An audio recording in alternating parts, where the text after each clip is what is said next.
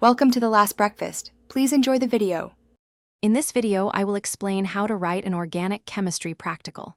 First, always begin by thoroughly understanding the experiment's objectives and safety protocols.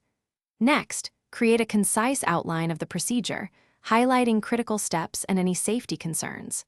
Finally, compile a table of physical data for all reagents and products, such as molecular weight, melting point, and density, before entering the lab.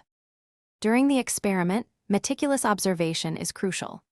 Document all changes you see, such as color shifts, the appearance of crystals, or emulsion formation, as they happen.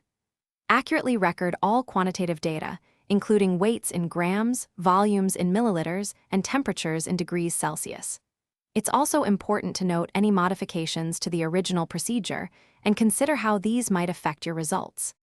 After the experiment, organize your results clearly, often using tables or graphs to present data like percent yield or melting point ranges. In your discussion, interpret your findings, explaining what they mean and comparing them to theoretical values or literature. Critically analyze any discrepancies, identifying possible sources of error, and propose specific ways to improve the experiment if it were to be repeated. For the final report, maintain a formal, objective tone, avoiding phrases like "I observed" or "we did." Structure your report with clear headings for each section, such as introduction, experimental, results, and discussion, ensuring a logical flow. Proofread carefully for grammar and spelling errors to present a polished document.